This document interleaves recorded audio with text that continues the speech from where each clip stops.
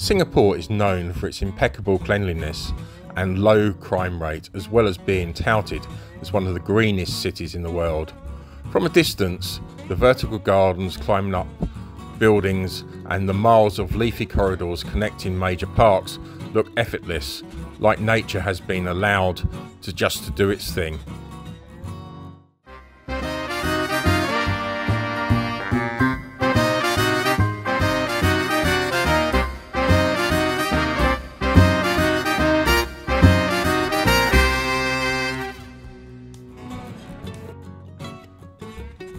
When Singapore became independent in 1965, it was a city filled with slums, choked with congestion, where rivers became open sewers and they were struggling to find decent jobs for their people.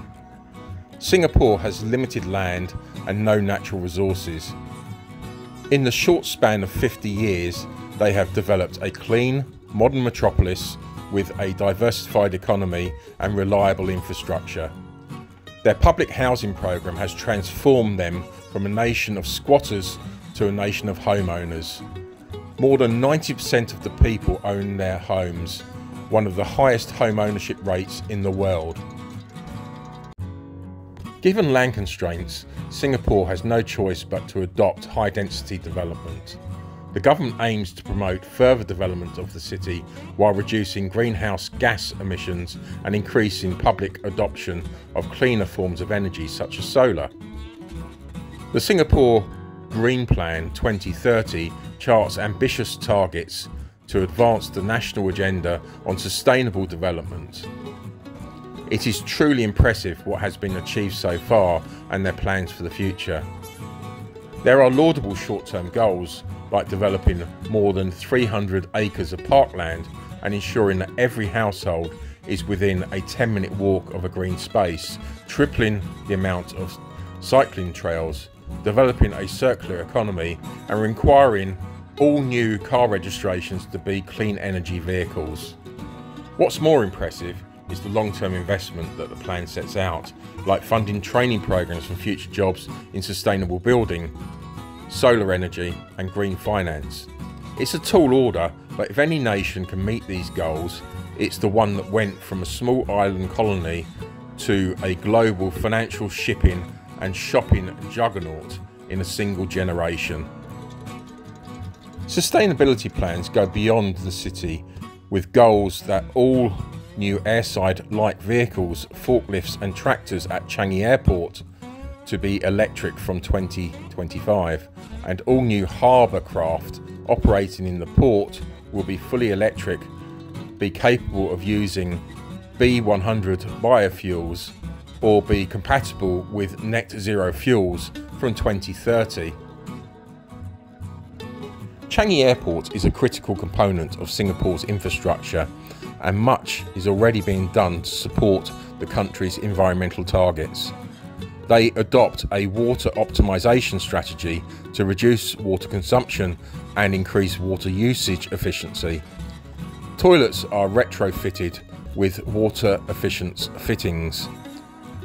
They have leakage reporting and repair management systems to ensure timely fault reporting. At their airport nurseries, rainwater is also harvested for irrigation purposes, and even the spectacular indoor waterfall at the airport uses recycled harvest rainwater. Public housing estates. Singaporeans build homes, start families and form strong bonds with their neighbours. Community spaces and town plazas have been consciously built to create those gathering places, including 3-generation playgrounds and fitness areas to encourage interaction between residents of different ages. Singapore's historic green spaces include the sprawling grounds of the wonderful Botanic Gardens, which is the city's first UNESCO heritage site. The more modern Gardens by the Bay is set in 250 acres, offering visitors surreal sights, paradise-like spaces and lush greenery. This majestic and tranquil park development by the captivating waterfront will give you an unobscured view of Singapore's skyline. You may also see one of the city's family of otters that live here. The best way to get around Singapore is via its Mass Rapid Transport (MRT) metro system. This underground network has lines that stretch across the entire city. However, once you're in your desired neighbourhood, walking is the best option. The service is clean, cheap and efficient.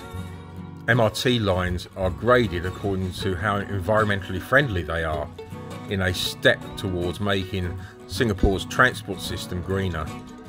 The Circle Line, the first to be graded, scored a gold ranking for measures such as reusing energy produced by a braking train to power up other trains and installing escalators that slow down and stop when not in use.